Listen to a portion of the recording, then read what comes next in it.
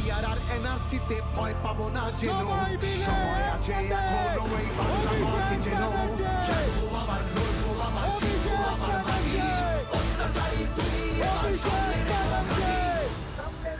Abhishek Banerjee, Abhishek Banerjee, Abhishek Banerjee, AB, AB, AB, আবার জিতবে বাংলা, সবাই করো হামলা, আবার জিতবে বাংলা।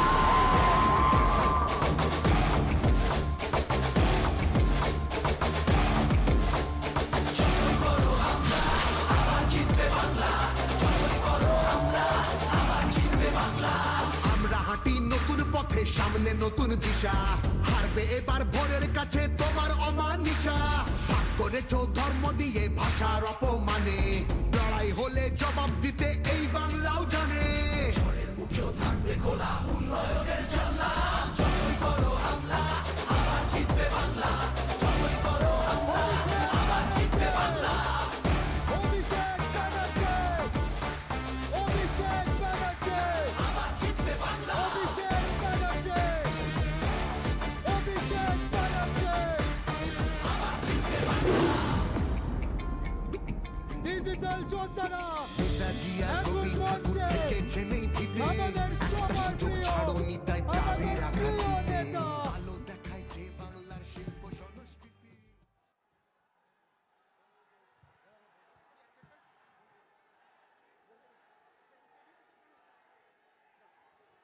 আচ্ছা, আমি অভিষেক বন্দ্যোপাধ্যায়কে সম্বর্ধনা জানানোর জন্য প্রথমেই আমাদের উত্তরীয় নিয়ে, আমি প্রথমে মেমেন্টো নিয়ে ভাস্করদাকে ডেকে নিচ্ছি সামনে আসার জন্য। উত্তরীয় নিয়ে শ্রেয়াদি এসো, অর্ক এসো। শ্রেয়া পাণ্ডেও সম্বর্ধনা জানাচ্ছেন দাদাকে। আমি অর্ক ঘোষকে ডেকে নিচ্ছি, অর্ক ঘোষকে ডেকে নিচ্ছি দাদাকে, আমাদের ভাইস প্রেসিডেন্ট অর্ক ঘোষকে। আমি ভাস্কর সিংকে দেখে নিচ্ছি উত্তরীয় দিয়ে দাদাকে আমাদের তরফ থেকে আমাদের মেমেন্টো দিয়ে প্রণাম জানানোর জন্য। একটু আমি ফুল দিয়ে দাদাকে সম্বর্ধনা জানানোর জন্য আমাদের ভাইস প্রেসিডেন্ট ভৈরব চক্রবর্তীকে ডেকে নিচ্ছি, ফুল দিয়ে সম্বর্ধনা জানানোর জন্য ভৈরব চক্রবর্তীকে ডেকে নিচ্ছি।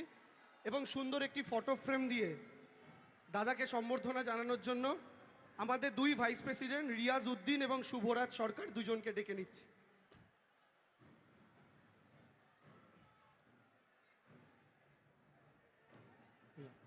সবাই মিলে এ বি, এ বি। হ্যাঁ, আচ্ছা, এই আস্তে আস্তে আস্তে, এখন এখন এখন এখন সাইড সাইড সাইড। এবং দাদা, পশ্চিমবাংলার সমস্ত সোশ্যাল মিডিয়া কর্মীর তরফ থেকে we all love you dada, we all love you, we all love you. সবাই অভিষেক বন্দ্যোপাধ্যায়ের জন্য একটা জোরে করতালি, তিনি যেভাবে সোশ্যাল মিডিয়া কর্মীদের জন্য পাশে দাঁড়িয়েছেন। 2018 সালে প্রথম কনক্লেভ অভিষেক বন্দ্যোপাধ্যায় আমাদের করে, আমাদের সোশ্যাল মিডিয়াকে স্ট্রং করে।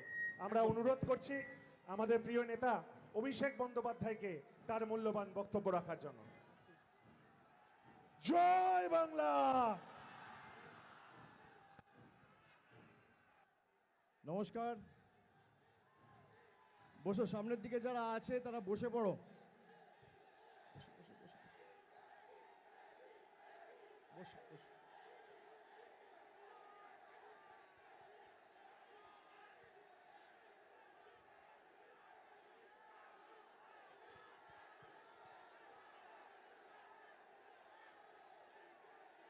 পেছনে যারা আছে তাদের দেখতে অসুবিধা হবে, বসে পড়ো বসে পড়ো।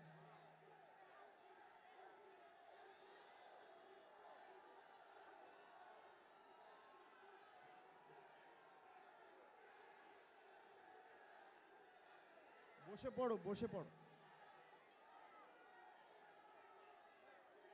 সবাই বসে পড়ো।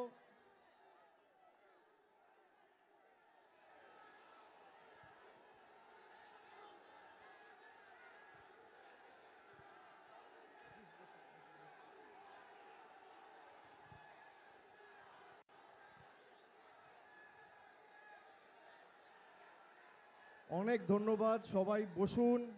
সবাইকে বসার জন্য অনুরোধ করছি।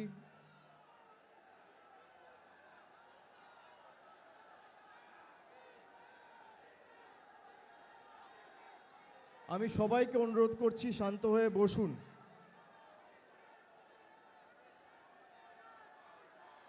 আমি আপনাদের সকলের কাছে কৃতজ্ঞ যে উৎসাহ ভালোবাসা আপনারা দেখিয়েছেন। আমি সকলকে অনুরোধ করছি শান্ত হন, বসো বসো বসো বসো বসো বসো বসো বসো, সামনে অনেক লড়াই, বসো। আমি প্রথমেই আজকে জাতীয় যুব দিবসের শুভেচ্ছা সবাইকে, যারা দূর দূরান্ত থেকে আমাদের এই সভায় বা ডিজিটাল কনক্লেভে এসে সশরীরে উপস্থিত হয়েছেন এবং সকাল 9টা থেকে রেজিস্ট্রেশন শুরু হয়েছে। বসো বসো বসো, বাপি তোমরা করবে না, বসো, ওদের অধিকার আছে, বসো বসো বসো। আচ্ছা শান্ত হতে হবে তো, আমি বলবো কি করে যদি শান্ত না হও?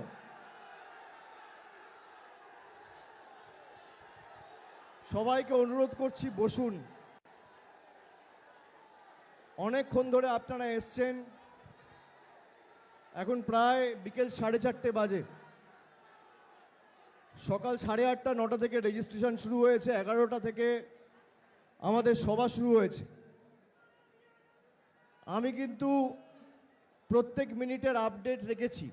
দেবাংশু কি বলেছে, এমনকি আমার আসার আগে তৃণাঙ্কুর কি বলেছে, দেব কি বলেছে, তারপরে কিভাবে টুইটার ব্যবহার করতে হবে, সোশ্যাল মিডিয়ায় ব্যবহার করতে হবে, আপনাদের যে প্রশিক্ষণ দেওয়া হয়েছে, আমি কিন্তু পুঙ্খানুপুঙ্খ আপডেট পুরো দিনের, পুরো এই সেশনের সব আপডেট রেখেছি। আমি প্রথমেই আজকের মূল উদ্যোক্তা, আমার সাথে স্টেজে রয়েছে ভাতৃপ্রতিম দেবাংশু এবং তৃণাঙ্কুর।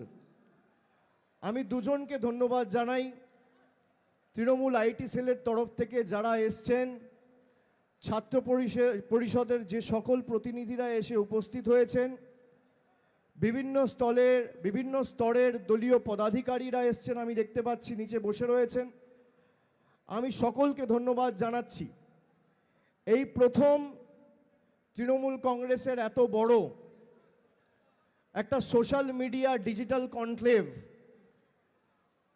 আমরা আয়োজন করেছি, যেখানে সোশ্যাল মিডিয়া কি আজ থেকে 10 বছর আগে বা 15 বছর আগে সাধারণ মানুষ জানতেন না, বুঝতেন না, কিন্তু আজকের দিনে দাঁড়িয়ে সোশ্যাল মিডিয়া বা ডিজিটাল মিডিয়ার যে গুরুত্ব সেটা অপরিসীম।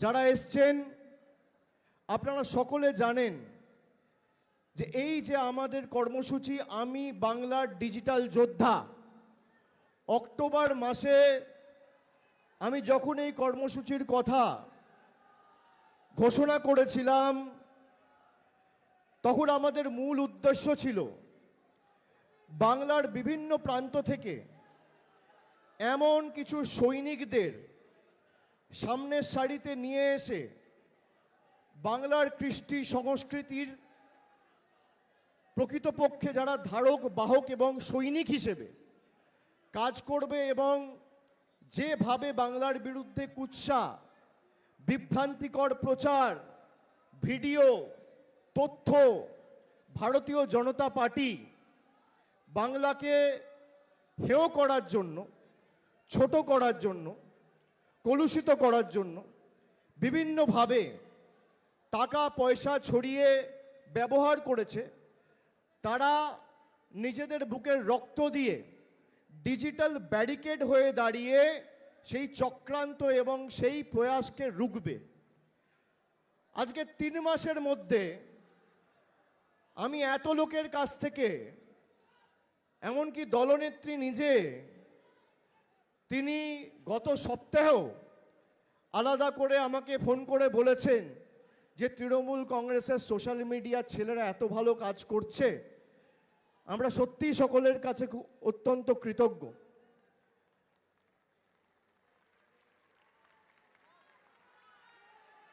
তৃণমূল কংগ্রেসের বিজেপির মতো অর্থবল নেই, আমাদের কাছে বিজেপির মতো টাকা নেই, বিজেপির মতো এজেন্সি নেই, বিজেপির মতো নির্বাচন কমিশন নেই, বিজেপির মতো ইডি সিবিআই নেই, সংবাদ মাধ্যম সরকারের ইতিবাচক কাজ দেখায় না, বিচার ব্যবস্থার একাংশ আমাদের সাথে নেই, টাকা নেই, অর্থবল নেই, কেন্দ্রীয় এজেন্সি নেই, ইলেকশন কমিশন নেই, প্যারামিলিটারি ফোর্স নেই, কিন্তু আছে হাজার হাজার ডিজিটাল যোদ্ধা যারা মুখে রক্ত তুলে খেটে দলের জন্য প্রচার করে চলেছেন সারা দিন। আমি সকলকে অনুরোধ করব যে আগামী 100 দিন, আজকে জানুয়ারি মাসের 12 তারিখ, এই মাসে আর 18 দিন, আর ওদিকে ফেব্রুয়ারি, মার্চ, এপ্রিল, 100 থেকে 110 দিন আমাদের 1 ইঞ্চি জমি ছাড়া চলবে না, এমন মানসিকতা নিয়ে ধারাবাহিকভাবে প্রচার করতে হবে, লড়াই করতে হবে। একটু ফাঁক ফোকর থাকলে বিজেপি মানুষকে ভুল বোঝাবে। আমি কেন আজকে বলছি সোশ্যাল মিডিয়ার দায়িত্ব গুরুত্ব অপরিসীম, তার কারণ আজ থেকে 50 বছর আগে কি 30 বছর আগে যেভাবে নির্বাচন হতো এখন সেভাবে নির্বাচন হয় না। আগে সংবাদ মাধ্যমের একটা ভূমিকা ছিল, সংবাদপত্রের একটা ভূমিকা ছিল, গণতন্ত্রের চতুর্থ স্তম্ভ সংবাদ মাধ্যমকে বলা হতো। আজকে সেই সংবাদ মাধ্যমের প্রতিনিধিরা আপনারা দেখছেন বিজেপির মিছিলে হাঁটছে, স্লোগান দিচ্ছে। এর থেকে লজ্জাজনক কিছু হতে পারে না। আমাদের শুধুমাত্র সংবাদপত্র বা সংবাদ মাধ্যমের উপর ভরসা আস্থা রাখলে চলবে না। সাংবাদিক বন্ধুদের আমি কোনো দোষ দিই না, তারা তাদের মতো নিশ্চিতভাবে তাদের যে হাউসের জন্য তারা প্রতিনিধি হিসেবে কাজ করছে তারা খবর পাঠায়, কিন্তু তাদের হাতে কিছু থাকে না। যেটা বিজেপি দেখাতে চাইবে সেটাই সংবাদ মাধ্যম দেখাবে।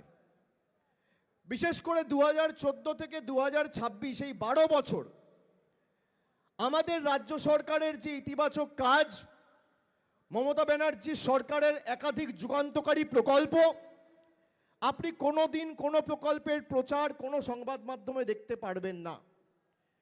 কিন্তু পান থেকে চুন খসলে মমতা ব্যানার্জি দায়ী, বরফ গলে জল হলে মমতা ব্যানার্জি দায়ী, পেঁয়াজের সাইজ ছোট হলে মমতা ব্যানার্জি দায়ী, আকাশে মেঘ করলে মমতা ব্যানার্জি দায়ী, রৌদ্রের তাপ বাড়লে মমতা ব্যানার্জি দায়ী, হঠাৎ করে বিদ্যুৎ চমকালে মমতা ব্যানার্জি দায়ী, হঠাৎ করে বৃষ্টি শুরু হলে মমতা ব্যানার্জি দায়ী, ঠান্ডা বাড়লে মমতা ব্যানার্জি দায়ী, গরম বাড়লে মমতা ব্যানার্জি দায়ী। এমন এক সময় আমরা এই কর্মসূচি নিয়ে এসেছি যেখানে সংবাদ মাধ্যম নয়, সমাজ মাধ্যমের ডিজিটাল যোদ্ধারাই বাংলার ধারক বাহক হিসেবে সঠিক প্রচারটা মানুষের কাছে করবে। আমরা কাউকে ছোট করি না, কিন্তু আমার কথা, আমাদের প্রদেশ, আমাদের রাজ্যে, আমাদের মাটির, আমাদের সরকারের সাফল্যের কথা যদি সংবাদ মাধ্যম, সংবাদ পত্রিকা না দেখায়, তাহলে আমাদের দায়িত্ব, সেই দায়ভার আমাদের কাঁধে তুলে নিয়ে মানুষের কাছে সঠিকভাবে সেটা উপস্থাপিত করা। এবার তার জন্য যে প্ল্যাটফর্মগুলো রয়েছে সোশ্যাল মিডিয়ায়, ফেসবুক রয়েছে, টুইটার যেটাকে এখন এক্স বলা হয়, হোয়াটসঅ্যাপ রয়েছে, ইউটিউব রয়েছে। আমি আপনাদের বলছি, আপনারা যারা আছেন, আপনাদের অনেকেরই মনে হয় কি প্রচার করব, কি বলবো। আমি প্রথমেই আপনাদের বলি, ব্যক্তির থেকে বড় পার্টি, ব্যক্তির থেকে বড় দল, ছোট খাটো মাঝারি সেজো মেজো নেতা, তাদের নামে জয়ধ্বনি না দিয়ে দলটাকে ভালোবেসে দলের নামে জয়ধ্বনি দেবেন এবং আমাদের সরকারের যে ইতিবাচক প্রকল্প এবং প্রয়াসগুলো, সেগুলো যাতে সঠিকভাবে মানুষের কাছে তুলে ধরা হয় তার দায়িত্ব নেবেন। আগে যেভাবে রাজনীতি হতো বা নির্বাচন হতো, সোশ্যাল মিডিয়ার তো কোনো গুরুত্ব ছিল না। এই যে আজকে আমি এখানে আসব, আপনারা কি করে জানলেন? কি করে জানলেন? কানে এসে কেউ বলেছিল? টিভিতে দেখিয়েছিল? খবরে ছেপেছিল? এটাই সোশ্যাল মিডিয়ার শক্তি। আপনারা যে এত লোক এসছেন এখানে, কি করে জানলেন আজকে তৃণমূলের সভা হবে, সেখানে এত লোক আসবে, ট্রেনিং দেওয়া হবে, বক্তব্য রাখা হবে? এটাই সোশ্যাল মিডিয়ার পাওয়ার। সেটাকে সঠিকভাবে ব্যবহার করতে হবে। বিজেপির অনেক অর্থবল আছে, কিছু চাইলে বিজেপি, আর সেটা অমিত শাহ নিজে বলেছে যে हम लोग जो चाहे वो करेंगे, सच को झूठ, झूठ को सच, चाहे अच्छा हो बुरा हो, कुछ भी दिखाएंगे। আমরা তো মিথ্যাবাদীর পার্টি নই। আমরা মিথ্যাকে সত্য বলে চালাতে পারবো না, আর সত্যকে মিথ্যা বলে চালাতে পারবো না। আমাদের আদর্শ রয়েছে, সংগ্রামের উপর মমতা বন্দ্যোপাধ্যায়ের আন্দোলনের উপর দল তৈরি হয়েছে। আমাদের নিজস্ব আদর্শের উপর আমরা দল করি। আমরা সত্যিকে মিথ্যা বলে আর মিথ্যাকে সত্যি বলে রটনাকে ঘটনা বানিয়ে দেখাতে পারবো না, যেটা বিজেপি করে। প্রতি মুহূর্তে বিজেপি কোথাও যদি কিছু পোস্ট করে, এটা আমাদের সকলের দায় দায়িত্ব, সেটা টুইটার হোক, ফেসবুক হোক, ইউটিউব হোক, সঙ্গে সঙ্গে সেটা ক্রস চেক করে সেটা কাউন্টার করা। আপনারা দেখেছেন 2019-এ ওরা কিভাবে ফেক ভিডিও চালাতো, বাংলাদেশের ভিডিও চালাতো বাংলার ভিডিও বলে। এখন চালাতে পারে না, তার কারণ এই যে এত লোক রয়েছে, ল্যাজে গোবরে করার জন্য যোদ্ধারা প্রস্তুত রয়েছে।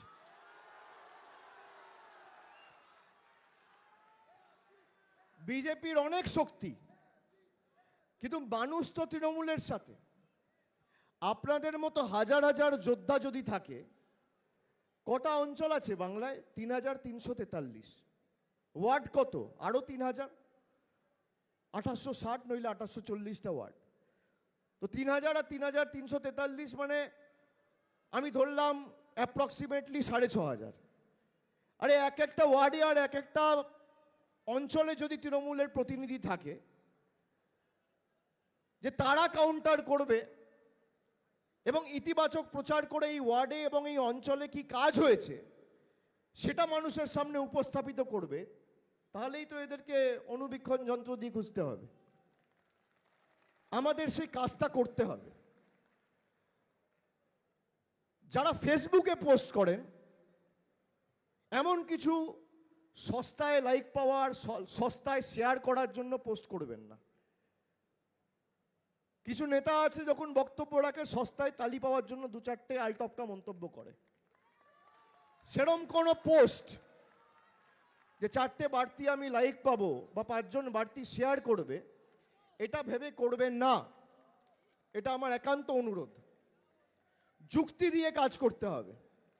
আমাদের কাছে তো যুক্তি রয়েছে। আমরা যুক্তি, তথ্য, পরিসংখ্যান দিয়ে মানুষের কাছে সত্য তুলে ধরব। আমি শুনছি বিজেপি নাকি বিভিন্ন বিধানসভায় তৃণমূল কংগ্রেসের নেতাদের বা তৃণমূল কংগ্রেসের যেখানে বিধায়ক রয়েছে বিশেষ করে, সেখানে তারা চার্জশিট রিলিজ করবে যে তৃণমূল কোথায় ব্যর্থ। সাধারণ মানুষেরও জানা উচিত, আপনাদেরও জানা উচিত। এই যে আমরা বলি 2 লক্ষ কোটি টাকা কেন্দ্র সরকার আটকে রেখেছে, বাংলায় সব মিলিয়ে 294টা বিধানসভা রয়েছে।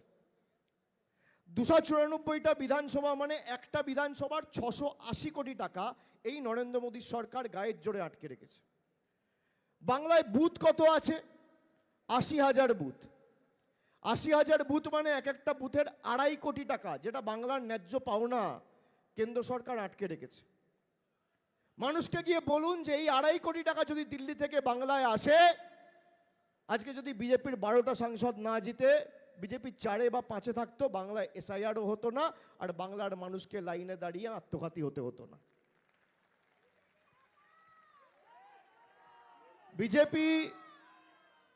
বিজেপি যতবার ক্ষমতায় এসছে, মানুষ তত সমস্যার সম্মুখীন হয়েছে, মানুষ বিপদে পড়েছে। দেখুন, বিজেপি 303 থেকে 240-এ যেই নেমেছে, সঙ্গে সঙ্গে জিএসটি নামাতে বাধ্য করেছে।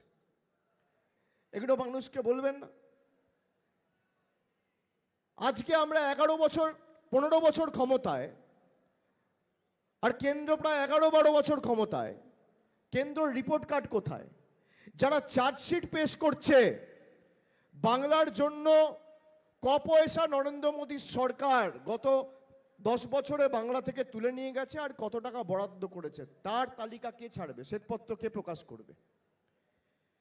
যারা ডিজিটাল কর্মী রয়েছেন, আমি আপনাদের বলবো, রাস্তাঘাটে তৃণমূলের কর্মী নেতারা যেমন প্রচার করছে, আপনাদেরও সকলকে একইভাবে প্রচার চালিয়ে যেতে হবে। কি প্রচার?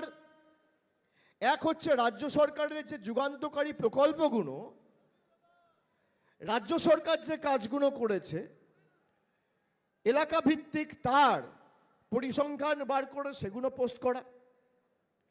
2 হচ্ছে গত 5 বছরে 19 থেকে 24 বিশেষ করে, এবং 24 থেকে 26, গত 7 বছরে বিজেপির যে নেতারা বাংলায় রয়েছে, তারা যে আলটপকা মন্তব্যগুলো করে বলেছে, বাংলাকে টাইট দেবো, টাকা বন্ধ করে দেবো, চাইলে ফোন করে টাকা খুলিয়ে দেবো, এগুলো মানুষকে বলতে হবে। যাদেরকে আপনারা নির্বাচিত করেছেন তারাই আপনাদের টাকা বন্ধ করে রেখেছে। কাউকে ভোট দিয়ে বিধায়ক করেছেন, কাউকে ভোট দিয়ে সাংসদ করেছে। সেই বিজেপির নেতাকর্মীরা যার হয়ে কাজ করা উচিত, সেই মানুষের টাকা বন্ধ করতে বিজেপির দিল্লি নেতাদের গিয়ে পায়ে ধরেছে। কেন আমাদের প্রচারে থাকতে হবে? কেন আমাদের মিথ্যে ন্যারেটিভের বেড়াজাল ভেঙে চূর্ণ বিচূর্ণ করতে হবে? একটা মিথ্যে রটতে বেশি সময় লাগে না। আপনারা যদি সেটা কাউন্টার না করেন, আর লোক যদি প্রথমে একটা খবর পায়, শুনছি এখানে নাকি এই হয়েছে, আরে আপনাকে তো বলতে হবে ঘটনাটা সত্যি না মিথ্যে। যদি একতরফা হয় তাহলে মানুষ মিথ্যেটাকেও সত্যি বলে মানে। সিপিএম যেটা করতো 34 বছর, গোয়েবেলস থিওরি বলে, একই মিথ্যে বারবার বলতো, গোয়েবেলস থিওরি। বিজেপিও এক। তথ্য পরিসংখ্যানের ভিত্তিতে যদি লড়াই হয়, বিজেপির থেকে তৃণমূল কোনো অংশে কম নেই। তৃণমূল ভারতবর্ষের মধ্যে একমাত্র দল যে ধারাবাহিকভাবে বছরের পর বছর বিজেপিকে লেজে গোবরে হারিয়েছে ইলেকশনে। অন্য রাজনৈতিক দল বিজেপির কাছে হারে, আর সেই বিজেপি তৃণমূলের কাছে হারে। ভারতবর্ষে একমাত্র রাজনৈতিক দল। আমাদের এক একজনের দায় দায়িত্ব অনেক বেশি। আগেকার দিনে যখন যুদ্ধ হতো, ধরুন আজ থেকে 500 বছর আগে, কিভাবে যুদ্ধ হতো? হাতি, ঘোড়া এসব করে যুদ্ধ হতো। লোকে ঘোড়ায় বসে যুদ্ধ করতে যেত, কেউ হাতিতে বসে যেত, হেঁটে যেত। আজকে কিভাবে যুদ্ধ হয়? Navy, army, air force. কিভাবে যুদ্ধ হয়? এভাবে হয়তো তৃণমূল কংগ্রেসকে আপনি যদি তিনটে ভাগে ভাগ করেন, তাহলে তৃণমূল কংগ্রেসের আর্মি মানে ভারতবর্ষের ডিফেন্স যদি আপনি দেখেন তাহলে তিনটে ভাগ আছে, Indian army, Indian navy, Indian air force. ঠিক একইভাবে তৃণমূলকে আপনি যদি তিনটে ভাগে ভাগ করেন, নিচে যারা প্রচার করছে, বুথে যারা বসছে, তারা নিশ্চয়ই দলের সম্পদ। যারা সংগঠনের হয়ে কাজ করছে, দেওয়াল লিখছে, ফেস্টুন লাগাচ্ছে, পতাকা বাঁধছে, মিছিলে হাঁটছে, তারা দলের আর্মি। কিন্তু আপনারা যারা সোশ্যাল মিডিয়ায় পোস্ট করছেন, দলের হয়ে লড়ছেন, তারা কিন্তু এয়ারফোর্স। এটা মাথায় রাখতে হবে। আর আমরা যারা পার্লামেন্টে লড়ছি বা হাইকোর্ট সুপ্রিম কোর্টে লড়ছি, মানুষের সাথে থাকছি, তাদেরকে ধরে নিন নেভি। একদিকে নেভি, একদিকে আর্মি, একদিকে এয়ারফোর্স। তৃণমূলের বুথ কর্মীরা যদি ইন্ডিয়ান আর্মি হয়, আমরা ইন্ডিয়ান নেভি, আর সোশ্যাল মিডিয়া হচ্ছে ইন্ডিয়ান এয়ারফোর্স। তিনজনের মধ্যে কোনো পার্থক্য নেই। আর তিনটে যদি এক গতিতে একভাবে মুভ করে, তাহলে বিরোধীদের চূর্ণ বিচূর্ণ করতে সময় লাগবে?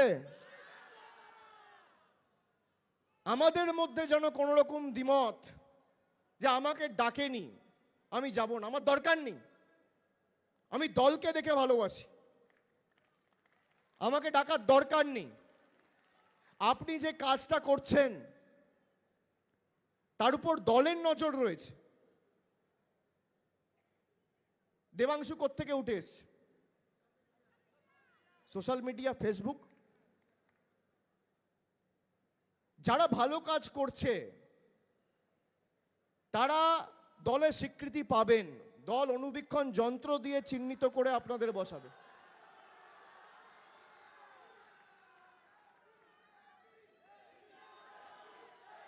কোনো চিন্তা করার দরকার নেই।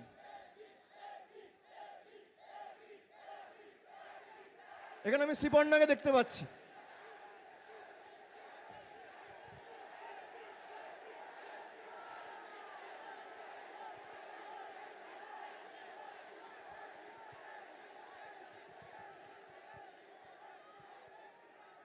বিজেপির যে অভিসন্ধি,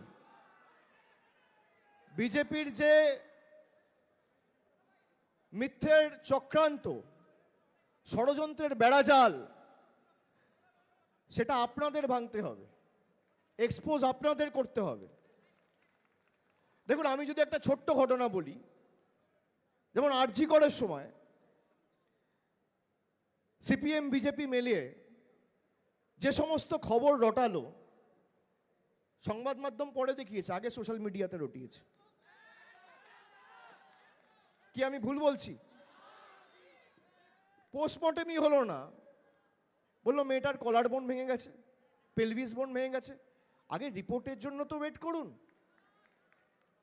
এবার যেহেতু পর্যাপ্ত পরিমাণে কাউন্টার হয়নি, একতরফা এরা ন্যারেটিভ বিল্ড করলো।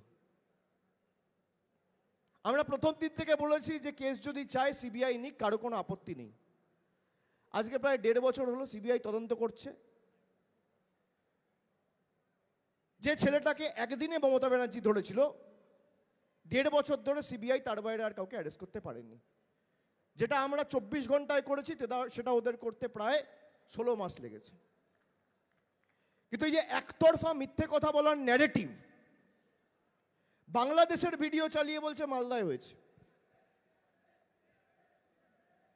বাংলাদেশের ভিডিও চালিয়ে বলছে মুর্শিদাবাদে হয়েছে। এগুলো আমাদের, এদের যে প্রকৃত স্বরূপটা, এটা উন্মোচিত করতে হবে। কেন এদেরকে বাংলা বিরোধী বলি? এই যে আজকে বাংলাদেশ নিয়ে এত কথা বলছে, আরে আপনি বলুন তো, বাংলাদেশ নিয়ে এখনো পর্যন্ত দেশের বিদেশমন্ত্রী, স্বরাষ্ট্রমন্ত্রী, দেশের প্রধানমন্ত্রী, রাষ্ট্রপতি, এই যে একের পর এক হিন্দু ভাইদেরকে হত্যা করা হয়েছে, একটা টুইট করেছে তাদের পরিবারের প্রতি সমবেদনা জানিয়ে? তারা হিন্দুর ধারক বাহক। গীতা পাঠ অনুষ্ঠানে একজন গরিব ছেলে চিকেন প্যাটিস বিক্রি করছে বলে উত্তম মাধ্যম তাকে পেটানো হচ্ছে। এটা আমাদের দায়িত্ব নয় মানুষকে বলা যে যে দল 70টা আসন নিয়ে একজন চিকেন প্যাটিস বিক্রেতাকে উত্তম মধ্যম মারে, সে দল যদি আজকে ক্ষমতায় থাকতো তাহলে বাঙালির উপর কি অত্যাচার করত? আমাদের বাংলাদেশি বলে দাগিয়ে দেওয়া হচ্ছে, আমাদের অস্তিত্ব অস্বীকার করা হচ্ছে। আজকে এসআইআর ঘোষণা হওয়ার পর থেকে কম করে এখনো পর্যন্ত 78 জন মারা গেছে, আজকেও একজন মারা গেছে। আমরা এই কারণে এসআইআর এর বিরোধিতা করেছিলাম। অপরিকল্পিত নোটবন্দি, অপরিকল্পিত লকডাউন, অপরিকল্পিত এসআইআর, সব অপরিকল্পিত। যারা ভোট দিয়ে দেশের প্রধানমন্ত্রী নির্বাচিত করেছে তারা অবৈধ, আর দেশের প্রধানমন্ত্রী বৈধ। আমরা যদি সবাই অবৈধ হই তাহলে দিল্লিতে বসে যে দেশ চালাচ্ছে সেও অবৈধ। তাদের যুক্তিতেই তো তারা অবৈধ। মানুষ ভোট দিয়ে তাদের নির্বাচিত করেছে। দেশের স্বরাষ্ট্রমন্ত্রী অবৈধ, প্রতিরক্ষা মন্ত্রী অবৈধ, রাষ্ট্রপতি অবৈধ। কেন? এই সাংসদরা রাষ্ট্রপতি নির্বাচিত করে। রাজ্যপাল অবৈধ, সব অবৈধ। মানুষ অবৈধ আর বিজেপির নেতারা বৈধ। কোথাও যদি কোনো খবর পান কোনো মানুষের অসুবিধা হচ্ছে, আপনাদের তরফ থেকে সেই বুথে যোগাযোগ করার ব্যবস্থা করুন, সেই ক্যাম্পে নিয়ে যান। আমাদের প্রত্যেকটা অঞ্চলে ওয়ার্ডে ক্যাম্প রয়েছে।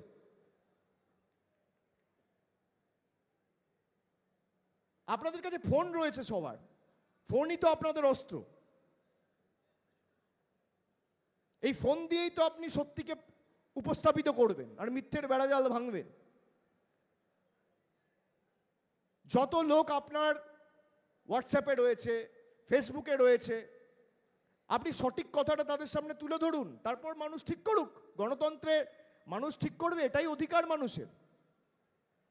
কিন্তু মিথ্যে কথা বলে গত 7 বছরে বাংলার 6.5 লক্ষ কোটি টাকা আটকে রেখেছে। বিজেপি নেতাদের জিজ্ঞেস করুন, পোস্ট করুন।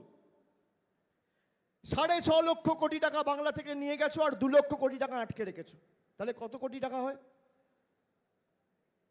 এক একটা বুথে 2.5 কোটি টাকা। একটা বুথে খুব বেশি হলে 200-250 পরিবার থাকে।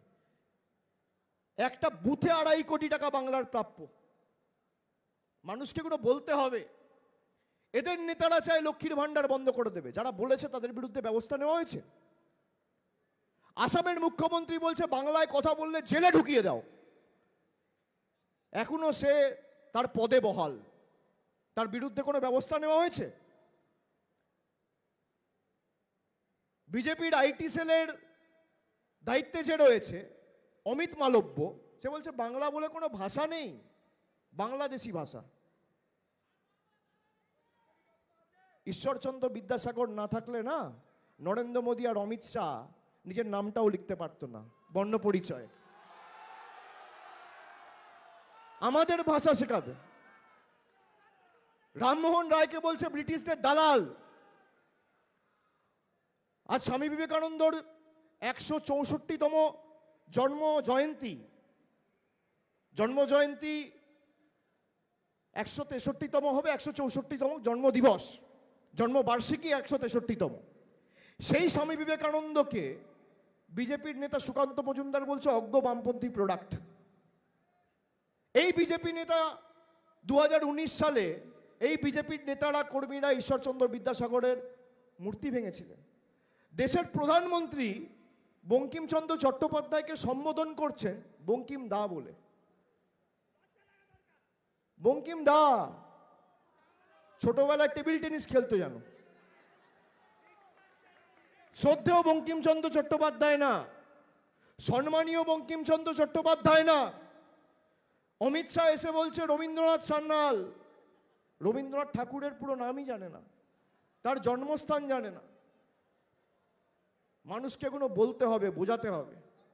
এই যে হঠাৎ করে 2-4টে পোস্ট করে দেয় এখানে ঠাকুরের মূর্তি ভাঙা হয়েছে, এগুলো দেখেন আপনারা, খেয়াল রাখেন, খেয়াল রাখেন। শুনুন, এগুলো প্রথমত যেখানে হবে সেখানে যে নির্বাচিত প্রতিনিধি আছে তার সাথে আগে কথা বলবেন। পুরো ঘটনাটা কি আগে জানতে হবে।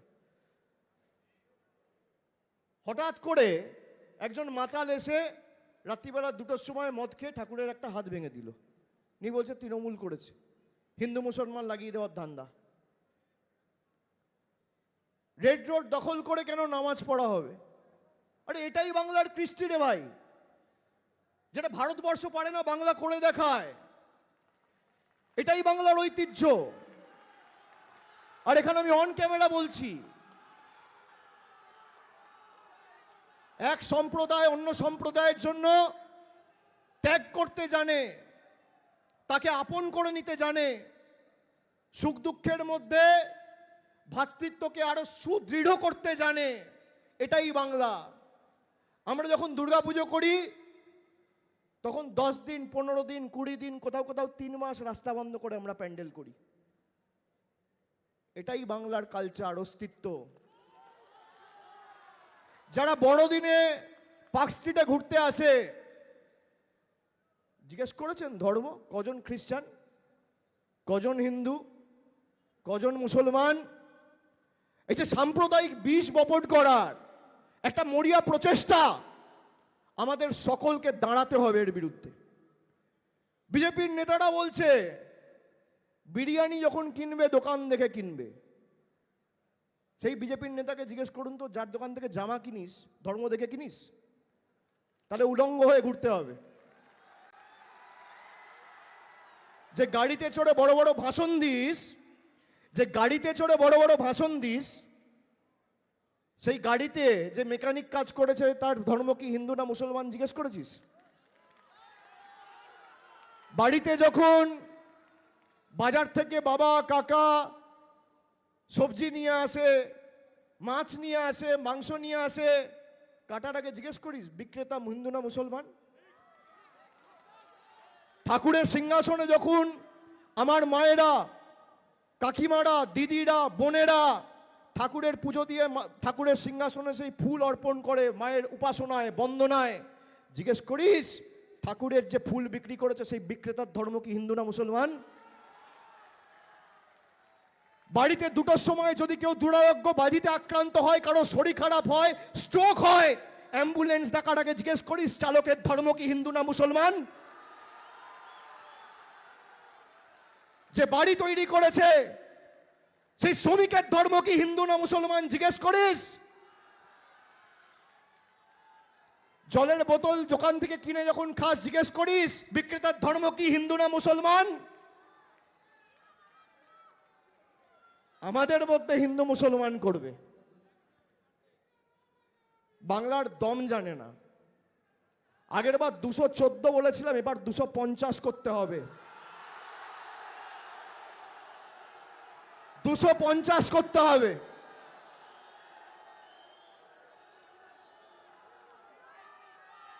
সত্তরটা এমএলএ নিয়ে কে চিকেন রোল বিক্রি করবে, কে চিকেন প্যাটিস বিক্রি করবে, কে ফিশ ফিঙ্গার বিক্রি করবে, কে এগ রোল বিক্রি করবে? বিজেপির নেতারা ঠিক করবে এই বাংলায়? হ্যাঁ, গীতা পাঠ অনুষ্ঠানে একজন সংখ্যালঘু ভাইকে মারছে চিকেন প্যাটিস বিক্রি করছে বলে। গীতা পড়েছে এরা কোনোদিন? আমি এটা অনেক জায়গায় বলেছি, শ্লোকটা আপনারা দেখুন, এটা মানুষকে বলুন। যারা হিন্দু ধর্মের ধারক আর বাহক বলে নিজেদের দাবি করে, একটা মন্ত্র বলতে পারবে?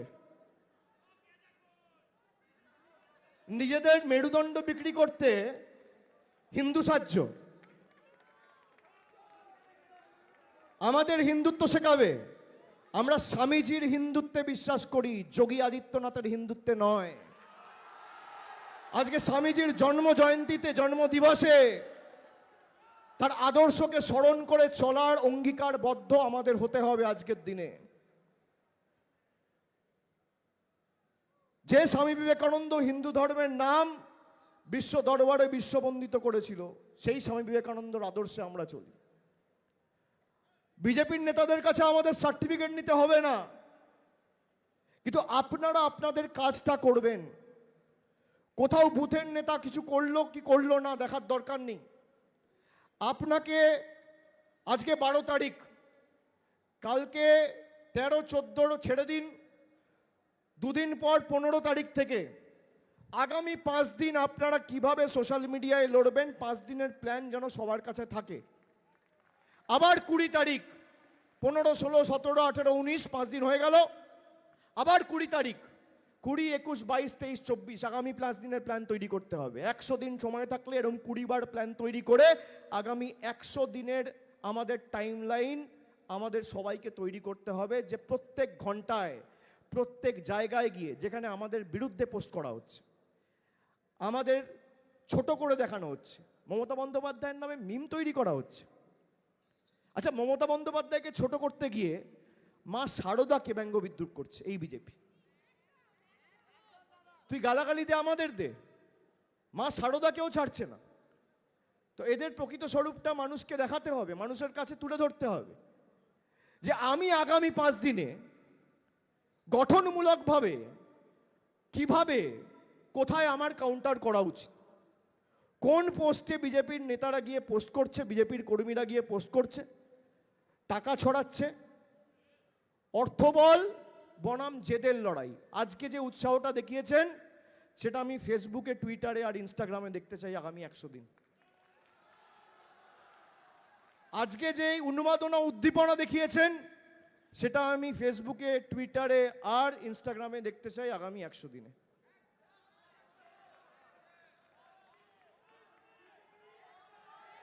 আমি কবে থেকে বলেছি এদের যে আমাদের সরকার রিপোর্ট কার্ড তৈরি করেছে, তোমাদের সরকারের রিপোর্ট কার্ড কোথায়? 2024-এ প্রধানমন্ত্রী সভা করতে এসে বলেছিল আমরা আবাস যোজনায় 1000 কোটি টাকা দিয়েছি, আমরা শ্বেতপত্র প্রকাশ করার দাবি করেছিলাম, করতে পারেনি। আজকে বলছি এসআইআর হোক আর এফআইআর হোক, ইডি হোক বা সিবিআই হোক, জিতবে তো তৃণমূল। আর তোমাদের 50-এর নিচে নামাবো, 50-এর নিচে। কিন্তু আমাদের কর্মীদের শপথ নিতে হবে। আমি অনুরোধ করব, কেউ অশালীন ভাষা ব্যবহার করবেন না, ওদের আর আমাদের মধ্যে কোনো পার্থক্য থাকবে না। ওদের নেতারা মঞ্চ থেকে মহিলাদের গালাগালি দেয়, আমরা যেন শালীনতার গণ্ডির মধ্যে থেকে কাজ করি। আমরা যুক্তি নিয়ে কাজ করব, সঠিকভাবে যুক্তি উপস্থাপিত করব। এরা যত চেষ্টা করুক, যত ক্ষমতা আছে প্রয়োগ করুক। মমতা বন্দ্যোপাধ্যায় কি জিনিস এরা তো চেনে না, তৃণমূল দলটাকে আন্ডার এস্টিমেট করেছে। হঠাৎ করে যখন ইচ্ছা হবে ইডি পাঠাবে, একদিকে ইডি পাঠিয়ে বিরোধী নেতাদের কণ্ঠরোধ করো, আর একদিকে ইলেকশন কমিশন মানে ইসিকে দিয়ে মানুষের মৌলিক অধিকার কেড়ে নাও। একদিকে ইডি আর একদিকে ইসি, আর অন্যদিকে মা মাটি মানুষ। ইডি ইসি ভার্সেস মা মাটি মানুষ।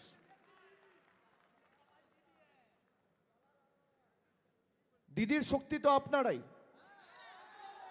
দলের শক্তি তো আপনারাই।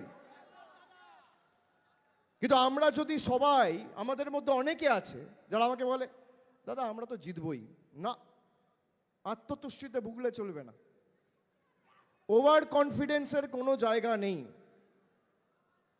আমি জিতব, কিন্তু আপনারা যদি সবাই মিলে খাটেন, পরিশ্রম করেন, 100% দেন, তাহলে বিজেপিকে 50-এর নিচে আমরা নামাবো। এটা তখনই সম্ভব হবে যদি আপনারা সবাই মিলে খাটেন। এটা করতে হবে, এদেরকে উচিত শিক্ষা দিতে হবে। আমি আপনাদের ছোট্ট একটা তথ্য দিচ্ছি। এই যে আইপ্যাকের অফিসে রেড হলো, আপনারা দেখেছেন সবাই, আজ থেকে 2-3 দিন আগে।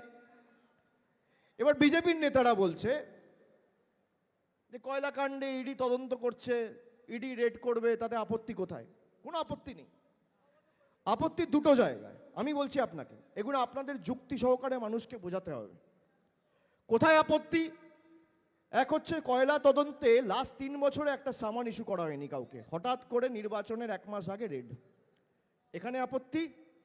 আর 2 নম্বর আপত্তি হচ্ছে, যদিও এটা সংবাদ মাধ্যম দেখাবে না, দায়িত্ব আপনাদের মানুষকে বোঝানো। আইপ্যাকের 3 জন ডাইরেক্টর,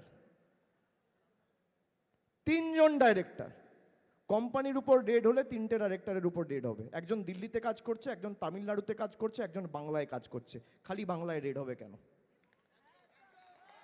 তথ্য যুক্তি সহকারে আপনাকে বোঝাতে হবে। আইপ্যাকের চেন্নাইতে অফিস আছে, আইপ্যাকের দিল্লিতে অফিস আছে, আইপ্যাকের কলকাতায় অফিস আছে। খালি কলকাতায় রেড কেন? দিল্লিতে রেড নয় কেন? হায়দ্রাবাদে আইপ্যাকের অফিস আছে, সেখানে রেড নয় কেন? কেন?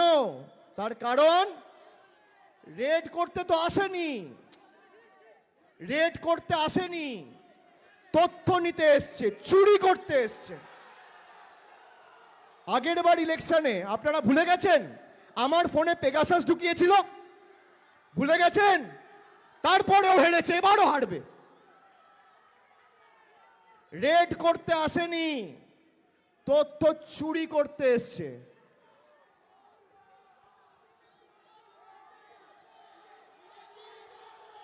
যদি রেড করতে যেতেন তাহলে হায়দ্রাবাদের অফিসেও রেড হতো, দিল্লির অফিসেও রেড হতো, আর আইপ্যাকের অন্য যারা ডিরেক্টর আছে, একটা কোম্পানিতে রেড করলে যতজন ডাইরেক্টর আছে তার বাড়িতে রেড করতে হবে। আর যদি কোম্পানির ডিরেক্টর স্পেসিফিক রেড হয় তাহলে আপনি আইপ্যাকের অফিসে কেন গেছেন?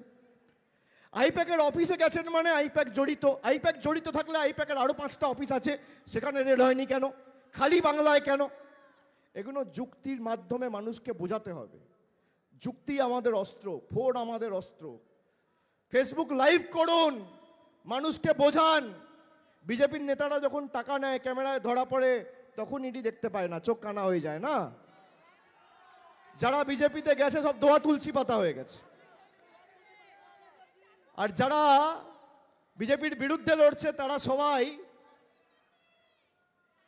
সবাই খারাপ, তারা সবাই চোর, আর তুমি সাধু।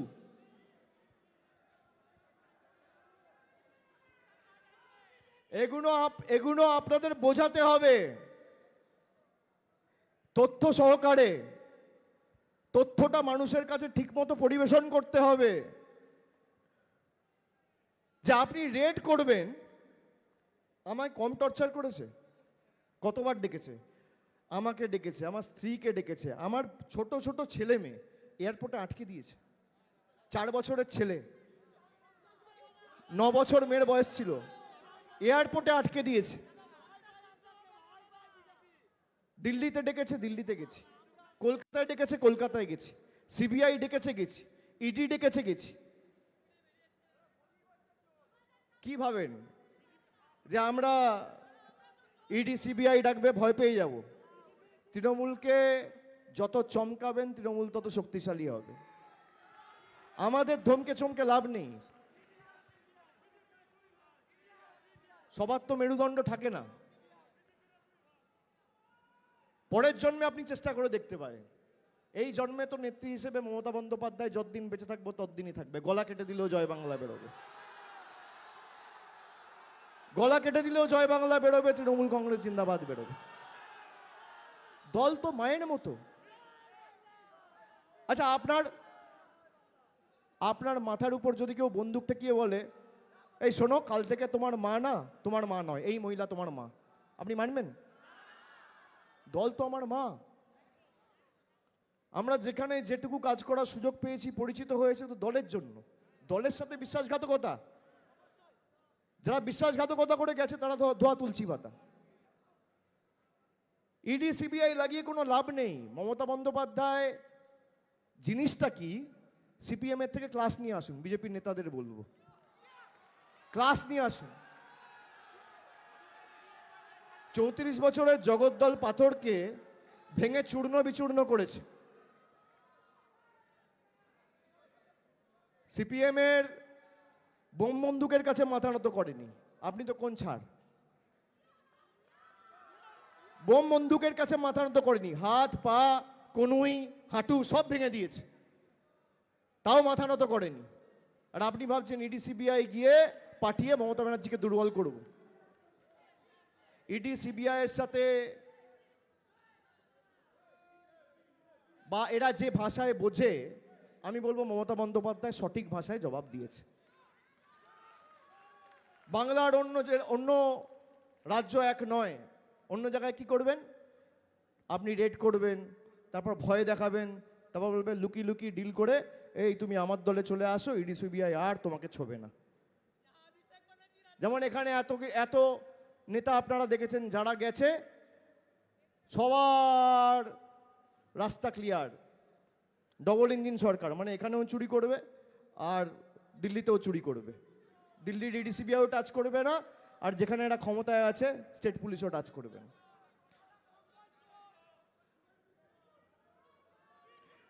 না, এরা চোর সারা বাংলার মানুষ জানে, কিন্তু এদেরকে জবাবটা এমন দিতে হবে। দেখুন, একটা বিধানসভা থেকে 100 ভোটে জেতাও জেতা, আবার 1 লক্ষ ভোটে জেতাও জেতা, কিন্তু চরের ইন্টেন্সিটিটা এমন হতে হবে যেন ঘাটটা ঘুরে যায় আর বাংলার মানুষের দিকে চোখ উঠিয়ে তাকাতে না পারে গণতান্ত্রিকভাবে। আমাদের সৌজন্যতা আমাদের দুর্বলতা নয়। বাংলার মানুষকে আপনি কখনো বাংলাদেশি যা ইচ্ছা তাই বলছেন, যা ইচ্ছা তাই।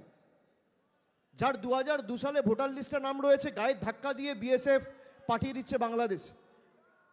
আমরা আইনি লড়াই করে তাদেরকে দেশে ফিরিয়ে আনছি। এরকম ভুড়ি ভুড়ি ঘটনা। কালকে আমি খবর পেয়েছি সাগরের 13টা ফ্যামিলিকে জোর জবরদস্তি বাংলাদেশে পাঠিয়ে দিয়েছে বাইরে কাজ করতে।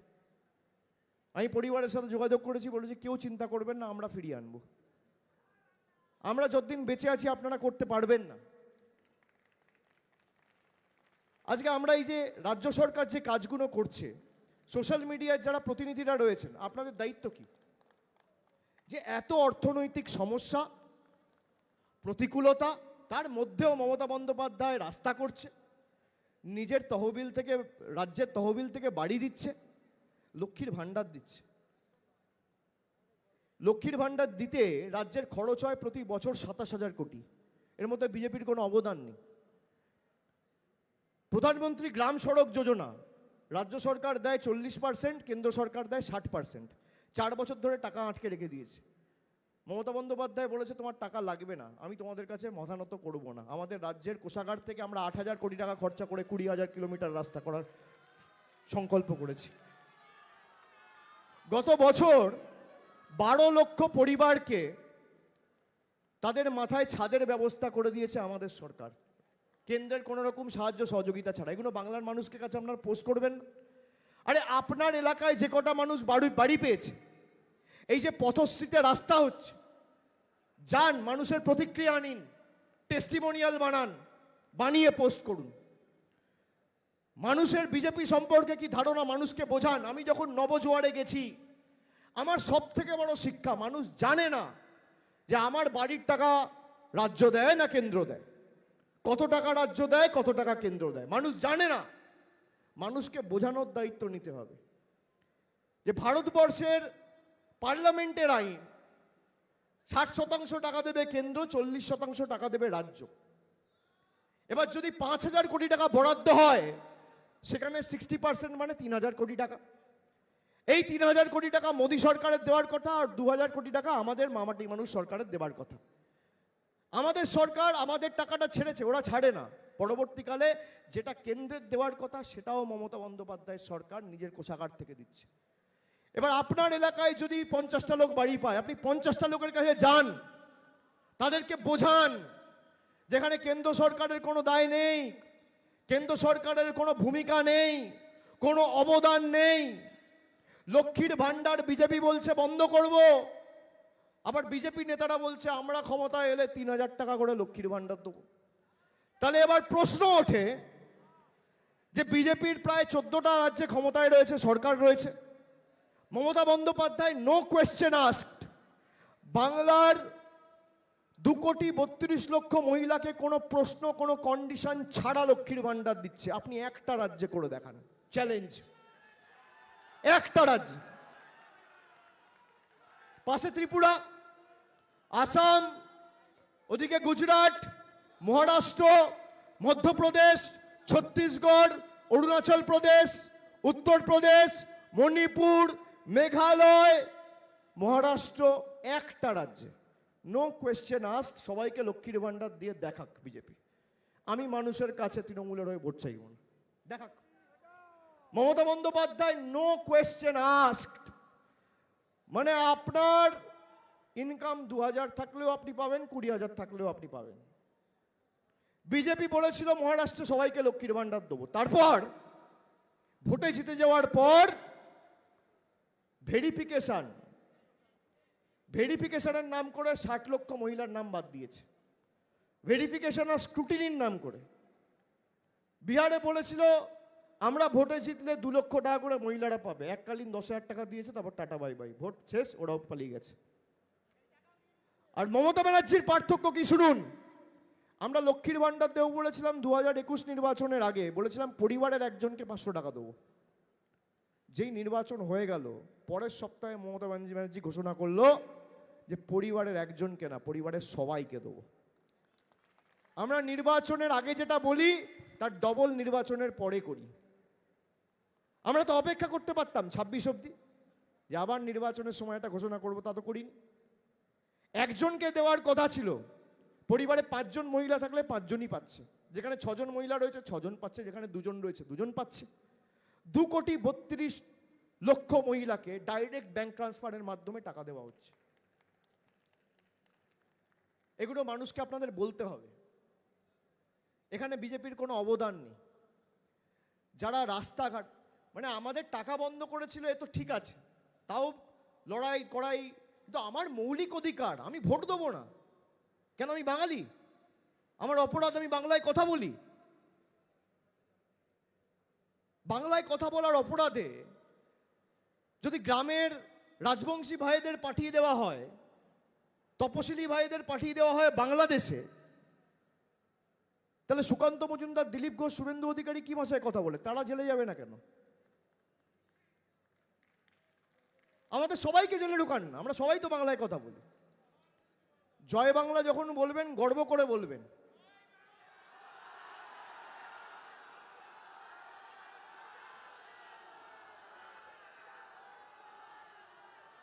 যারা ধর্মের নামে ভাবছেন বিজেপি হিন্দু ধর্মের রক্ষাকর্তা, এই বিজেপির এজেন্সি দুর্গাপুজোর ক্লাবগুলোর পিছনে ইনকাম ট্যাক্সকে লেলিয়ে দিয়েছে।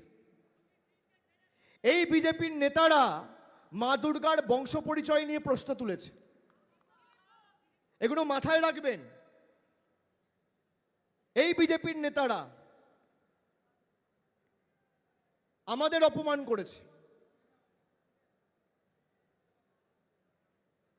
কি এত আপনার তারা? 2024 থেকে আপনি করতেন, নির্বাচন হয়েছিল জুন মাসে, আপনি জুলাই থেকে এসআইআর করতেন, কোনো নির্বাচন ছিল না, কেউ তো বারণ করেনি। নভেম্বর মাস থেকে এসআইআর, ডিসেম্বর থেকে এসআইআর চালু, আর ঘোষণা হবে ইলেকশন ফেব্রুয়ারিতে। আজকে এই যে এত লোক মারা গেল, এর দায় কার?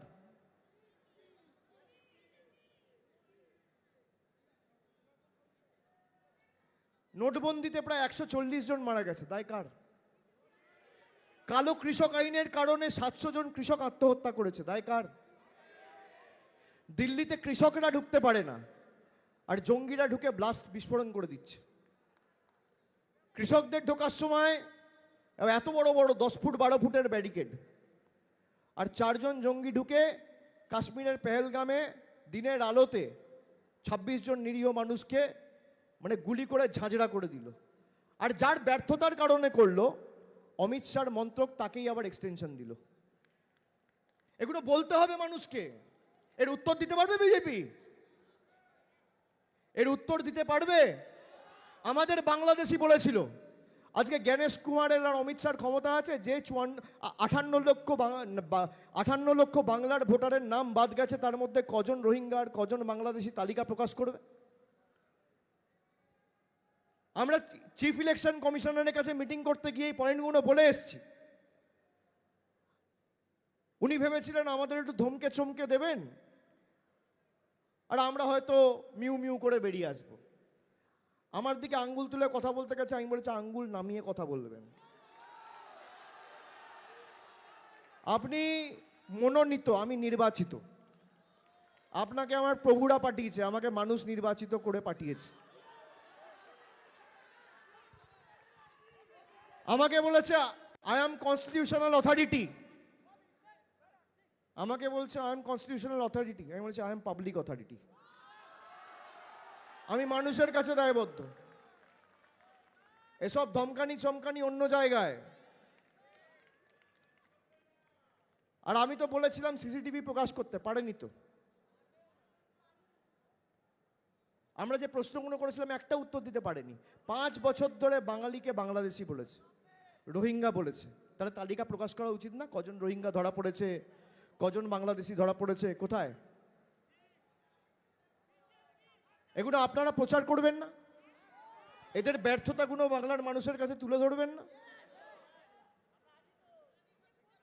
লোকাল প্রচার যেমন করতে হবে, রাজ্যের জন্য মমতা ব্যানার্জি যা করেছে সেগুলো তো মানুষকে বলতে হবে। চায়ের দোকানে বলতে হবে, বাসে বলতে হবে, ট্রেনে বলতে হবে, আড্ডায় বলতে হবে, ক্লাবে ক্যারাম খেলতে গিয়ে বলতে হবে, সব জায়গায় বলতে হবে যে যেভাবে বাংলার মানুষকে বঞ্চিত, লাঞ্ছিত, শোষিত করে রেখেছে এই বিজেপি সরকার, বাংলার মানুষকে ভাতে মারার ষড়যন্ত্র পরিকল্পনা নিয়েছে।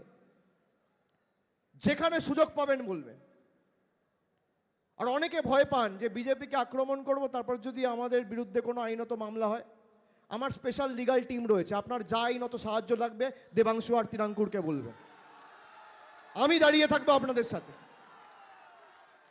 আমরা থাকতে দেখি না কার গায়ে স্পর্শ করে।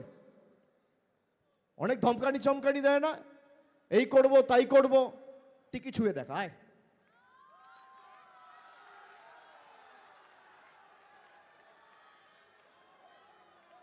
খালি শালীনতা গণ্ডির মধ্যে থেকে একদম যুক্তি দিয়ে প্রতিরোধ গড়ে তুলবেন, প্রতিবাদ করবেন যুক্তি দিয়ে। এদের কাছে যুক্তি নেই, কিচ্ছু নেই। আমি কবে থেকে বলছি আয় ভাই লড়বি, আয় পরিসংখ্যান নিয়ে আয়, রিপোর্ট কার্ড নিয়ে আয়, পাত্তা নেই। কি নয় হিন্দু, মুসলমান, মন্দির, মসজিদ। আরে ব্রাহ্মণ কন্যা মমতা বন্দ্যোপাধ্যায়কে তোদের থেকে হিন্দুত্ব শিখতে হবে, আমাকে শিখতে হবে। হিন্দু মেরে যারা ক্ষমতায় এসছে তাদের থেকে আমাদের হিন্দুত্ব শিখতে হবে।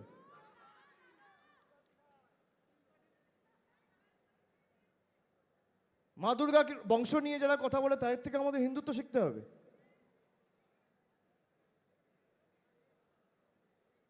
নির্বাচন হওয়া উচিত, রাজনৈতিক লড়াই হওয়া উচিত ইস্যু নিয়ে।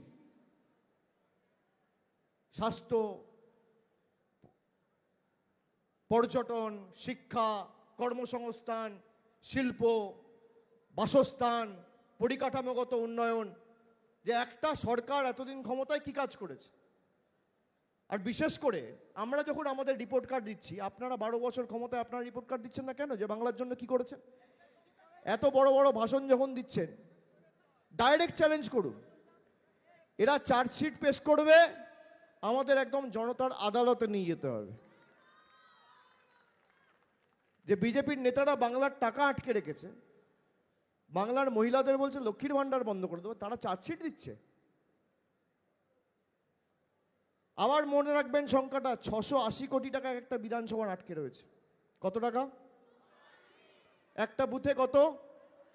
2.5 কোটি। 2.5 কোটি টাকা। মানে বাড়তি যদি 2 লক্ষ কোটি টাকা আমাদের হাতে থাকতো, তাহলে আপনি ভাবুন কি করতো মমতা বন্দ্যোপাধ্যায়।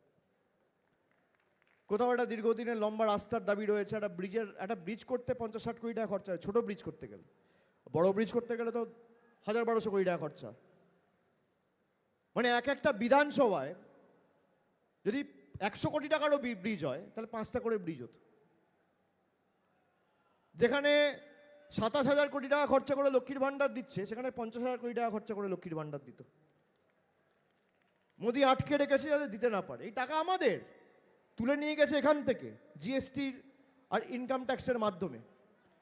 তাই এগুলো আমাদের সঠিকভাবে মানুষের কাছে উপস্থাপিত করতে হবে।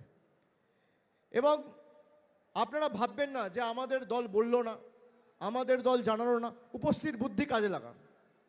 আপনারা মোটামুটি জানেন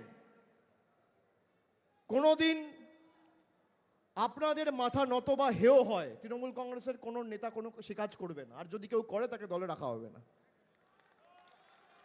আমরা ব্যবস্থা নিইনি বলুন তো? আমরা একমাত্র দল যে ব্যবস্থা নিয়েছি, অন্য কেউ নিয়েছে? এই অজিত পাওয়ার থেকে শুরু করে নারায়ণ রানে থেকে শুরু করে হিমন্ত বিশ্ব শর্মা, শুভেন্দু অধিকারী, সব তো বড় বড় পদ পেয়েছে। যারা দুর্নীতিতে যাদের নাম জড়িয়েছে তাদেরকে বড় বড় পদ দিয়েছে। আর আমরা দল থেকে বহিষ্কার করেছি, এক্সপেল করেছি, সাসপেন্ড করেছি, তাড়িয়েছি। এটাই তো পার্থক্য। যাই হোক, অনেকক্ষণ হয়েছে। আমি 4:30টায় শুরু করেছি, এখন 5:30 বাজে। প্রায় 1 ঘন্টা আপনাদের সাথে কথা বললাম। আমি আগামী দিনে আবার দরকার হলে আপনাদের সকলের সাথে মিলিত হব, কিন্তু আমি বাংলার ডিজিটাল যোদ্ধা। আপনাদের দায়িত্ব কিন্তু অনেক বেশি, কর্তব্য কিন্তু অনেক বেশি। বাংলার সংস্কৃতি ঐতিহ্য রক্ষা করার দায়ভারটা কিন্তু আপনাদের সকলের কাঁধে। এটা মাথায় রাখবেন যে আমার কাছে হয়তো ওয়াল রাইটিং করার মতো তুলি নেই, রং নেই, মাঠে নেমে রাজনীতি করার জায়গা নেই, কিন্তু ফোনটা রয়েছে, সোশ্যাল মিডিয়া রয়েছে। আর ভালো কাজ যদি কেউ করে, দল কিন্তু সব রিপোর্ট রাখে, অ্যাসেম্বলি ওয়াইজ, পঞ্চায়েত ওয়াইজ আমরা সব রিপোর্ট রাখি। যাদেরকে দল মনে করবে যে ভালো কাজ করেছে, আগামী দিন দল তুলে নিয়ে এসে আপনাদের যোগ্য জায়গায় বসাবে, এই কথা আমি দিয়ে যাচ্ছি। আমি আরেকবার সকলকে ধন্যবাদ, কৃতজ্ঞতা, অভিনন্দন, শুভেচ্ছা জানিয়ে আমার বক্তব্য আজকে এখানেই শেষ করলাম। সকলে খুব ভালো থাকবেন, সুস্থ থাকবেন। আর আপনারা কিন্তু কথা দিলেন 250 করতে হবে, 250 মনে আছে তো?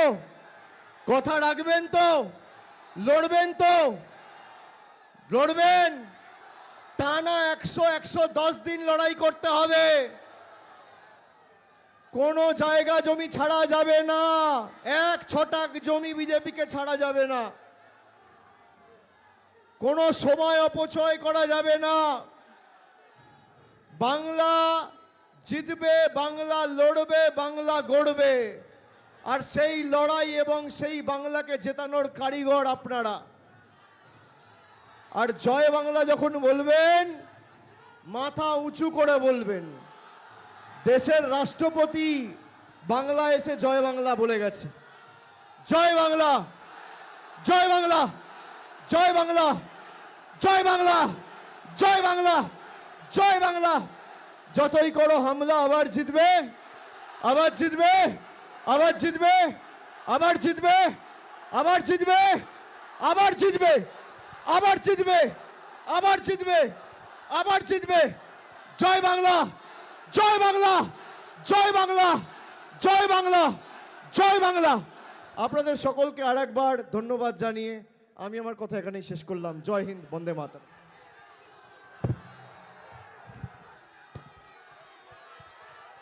সবাই মিলে অভিষেক ব্যানার্জির জন্য আরেকবার জোর গলায় আওয়াজ করো।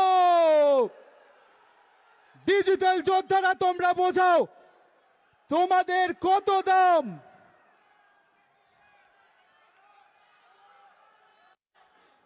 থ্যাংক ইউ অভিষেক দা।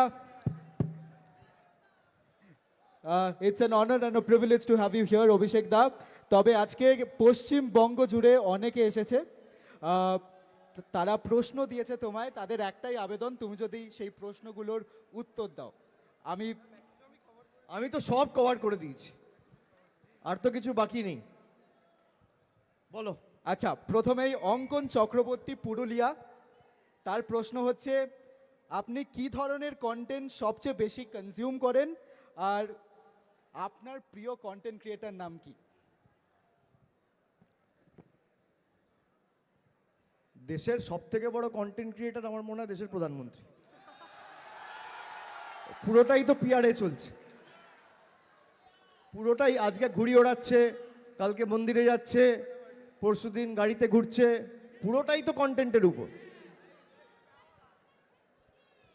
আজকে কি করছে প্রধানমন্ত্রী? দেখবেন ঘুড়ি ওড়াচ্ছে। কি এটা কন্টেন্ট না? তো যাই হোক, আমি অত সময় ফেসবুক বা এতে কাটাই না। কিন্তু আমার ফোনে প্রায় দিনে 10-12 ঘন্টা স্ক্রিন টাইম রয়েছে, যেহেতু আমাকে ফোনে অনেক কাজ করতে হয় ডেটা সংক্রান্ত। তো আমি যতটুকু কাজ করি ফোনেই করি, বাকি আলাদা করে ফেসবুকে কারোর কন্টেন্ট দেখার সুযোগ আমি পাই না। তবে আমাদের সহকর্মীরা অনেকে ভালো লেখে, ভালো বলে, আমি তাদের কথা শুনি, দেখি, এবং যারা দলের হয়ে কাজ করবেন তাদেরকে আমি অনুরোধ করব যে আমাদের বাংলার উপর যে হামলা এবং আঘাত এবং বাংলার সংস্কৃতিকে নষ্ট করার যে প্রচেষ্টা, এটাও আপনারা তুলে ধরবেন মানুষের কাছে। সব কিছু রাজনৈতিক করার দরকার নেই। বাংলার উপর যে হামলা, বাংলার বিপ্লবীদের, বাংলার মনীষীদের, বাংলার সংস্কৃতি উপর, বাংলার ঐতিহ্যের উপর, এগুলোও যারা করবেন টাইম টু টাইম, বাংলার ইতিহাসটা যেন আগামী প্রজন্ম মনে রাখে, যারা নতুন প্রজন্মে রয়েছে এবং আগামী দিন যারা সোশ্যাল মিডিয়ায় আসবে বা মোবাইল ফোন ব্যবহার করবে, তারা যেন বাংলার অবদানটা ভুলে না যায়।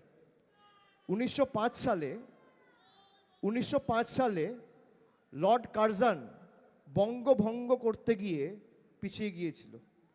এই বাঙালিকে ভাগ করতে গিয়ে ব্রিটিশদের মাথা নত করতে হয়েছিল 1905 সালে। তারপর কলকাতা থেকে রাজধানীটা তুলে নিয়ে দিল্লিতে চলে গেছিল। সেই বাংলাকে ভাগ করতে এসছে নরেন্দ্র মোদী, অমিত শাহ। তো আগামী প্রজন্মে যাতে বাংলার ইতিহাস, বাংলার মনীষীদের অবদান, রাজনৈতিক লড়াই, স্বাধীনতার লড়াই, এগুলো জানতে পারে। বিশেষ করে মমতা বন্দ্যোপাধ্যায়ের দীর্ঘদিনের আন্দোলন সংগ্রাম, যারা নতুন এসছেন তারা অনেকে জানেন না। সবাইকে জানতে হবে, শিখতে হবে, শেখার শেষ নেই। তো এগুলো যেখানে পারবেন আপনারা বলবেন। পরের প্রশ্ন হচ্ছে স্নেহা ঘোষের থেকে, হাওড়া বালি। দাদা, আপনি নেক্সট জিম সেলফি কবে পোস্ট করবেন? 250 করার পর। তৃণমূল জিতবে, 250 হবে, তারপর হবে।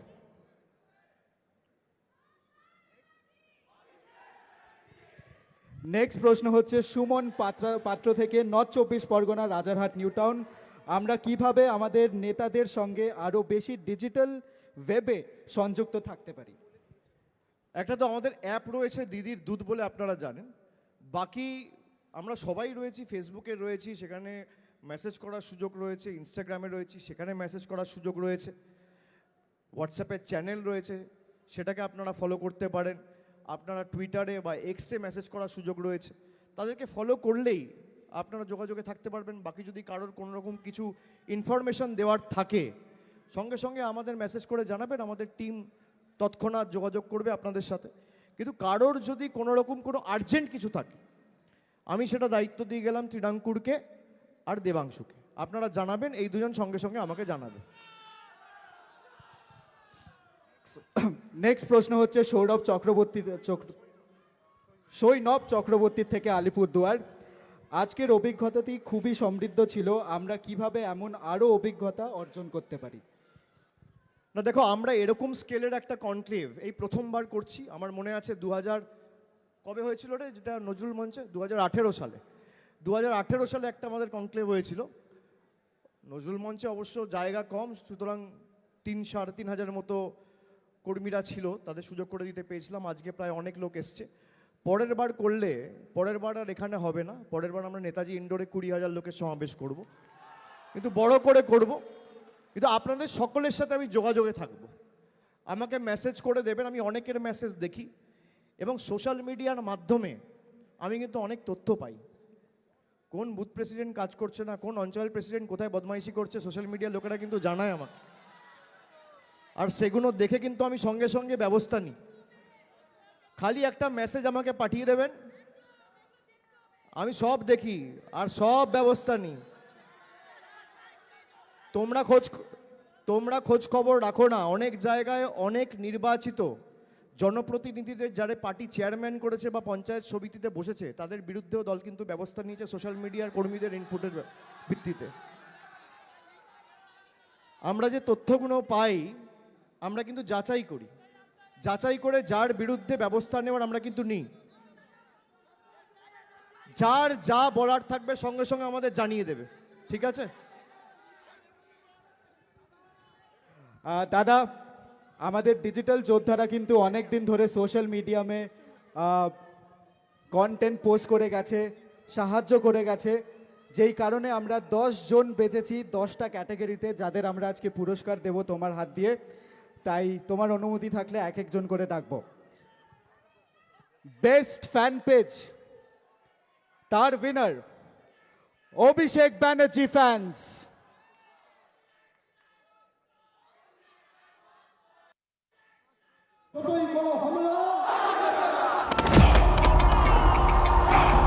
Best fan page Abhishek Banerjee fans.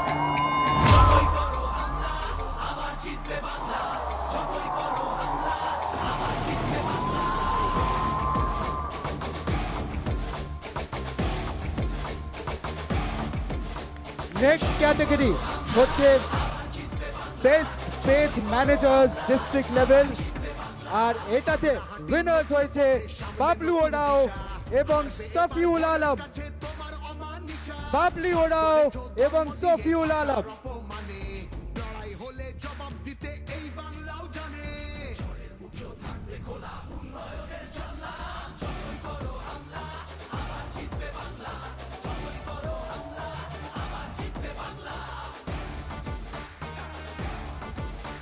Best page managers assembly constitution লেভেলে জিতেছে শেখ জাহির উদ্দিন।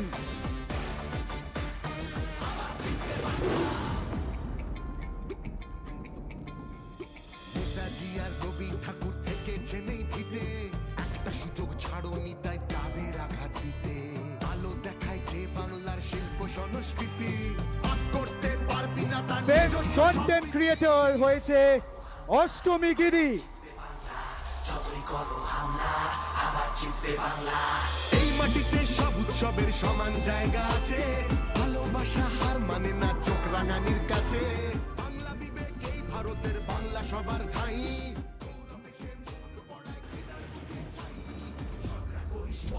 ধন্যবাদ অষ্টমী।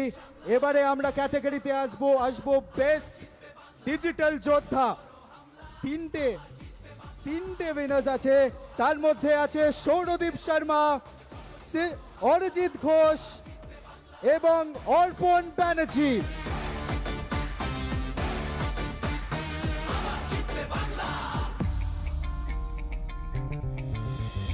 এসআইআর আর এনআরসিতে ভয় পাবো না যেন, সময় আছে এখনো এই বাংলা মাকে যেন। জাগবো আবার, লড়বো আবার, জিতবো আবার মাটি। অত্যাচারী তুমি ডিজিটাল যোদ্ধা সৌরদীপ শর্মা, অরিজিৎ ঘোষ এবং অর্পণ ব্যানার্জি। আর একটু আওয়াজ হতে পারে। সেরা ডিজিটাল যোদ্ধারা এখন মঞ্চে।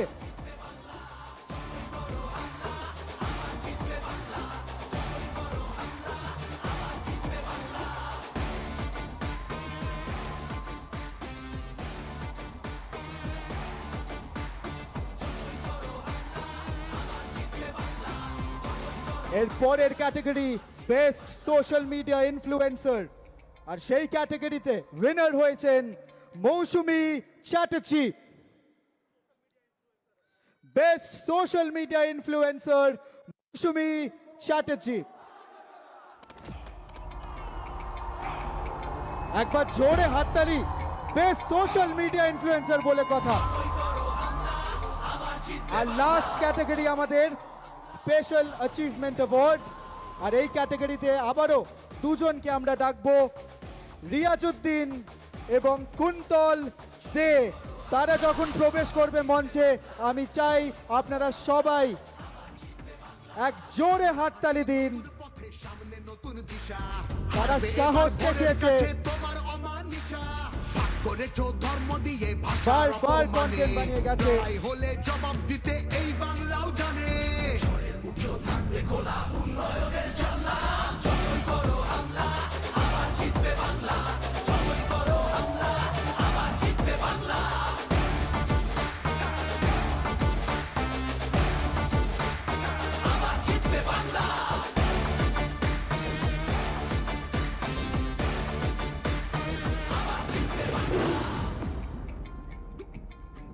Riazuddin special achievement award, digital যোদ্ধা অ্যাওয়ার্ড। তাই তাদের আঘাত দিতে।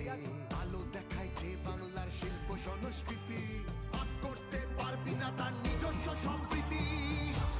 আচ্ছা দাদা, আরেকবার অনুরোধ এসছে ডিজিটাল যোদ্ধাদের থেকে, তারা আবার তোমার থেকে এই উত্তরটা জানতে চায়, আবার কবে তোমার এন্ড থেকে জিম সেলফি যাবে, খালি ওই উত্তরটা আবার চাই।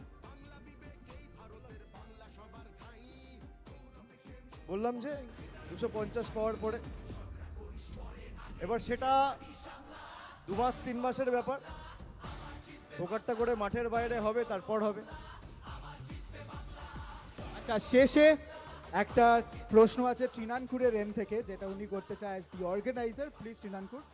আচ্ছা, প্রশ্নটা মনে হয় আমার, দেবাংশু এবং আমাদের মতন যারা আছে তাদের অধিকাংশ তরফ থেকে আমরা বারবার চাই যে আমাদের লিডার আমাদের ডাইরেকশন দিক। আমি আমাদের লিডারের কাছে জানতে চাই, দাদা ছাত্র যুবর অনেক দায়িত্ব, ইতিহাস পরিবর্তন করেছে, প্রচুর লড়াই করেছে, কিন্তু আগামী দিনে তুমি ছাত্র যুবদের থেকে ঠিক কি কি চাইছো দাদা, যদি একটু বিস্তারিত বলতে। তাই তো প্রশ্নটা ঠিক আছে তো? ঠিক আছে তো প্রশ্নটা?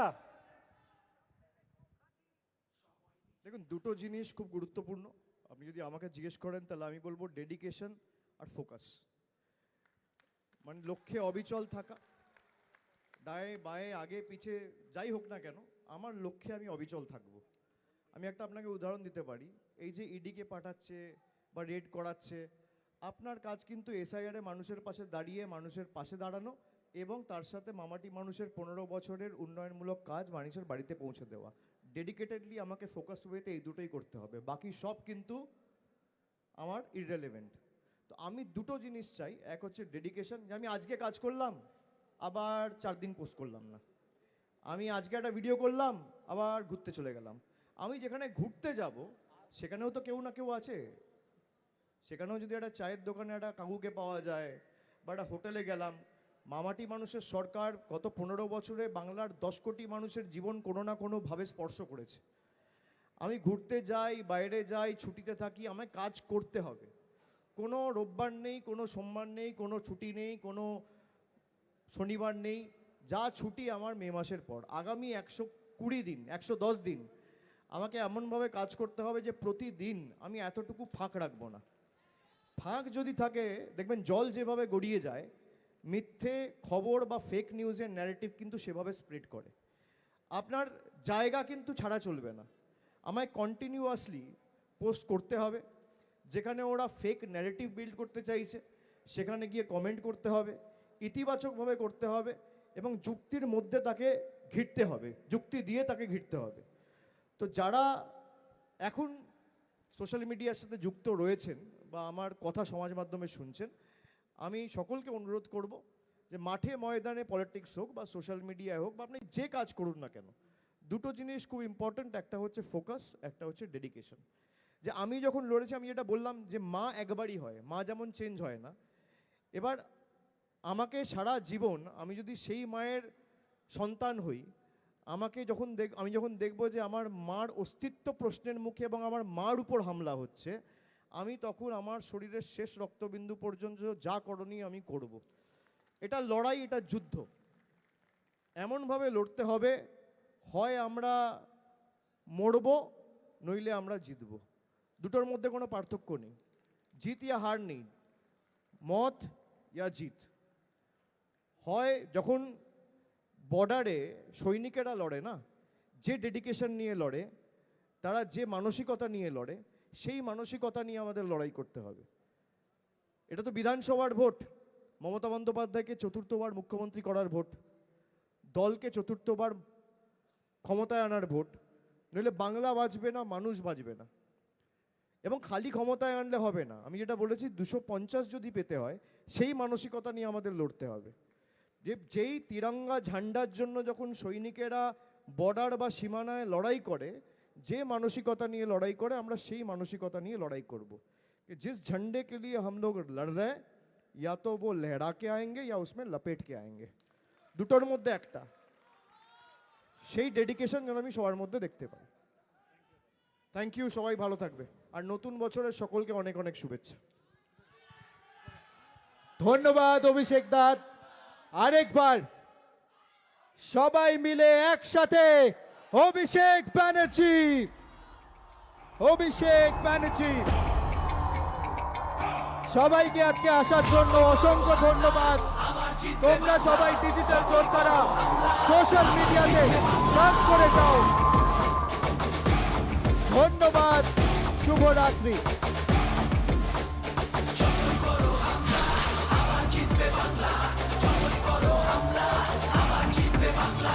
আমরা হাঁটি নতুন পথে, সামনে নতুন দিশা।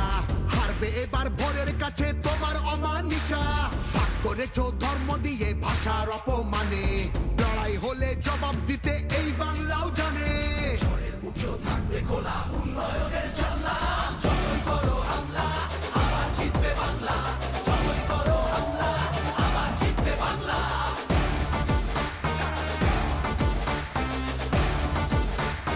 আবার জিতবে বাংলা।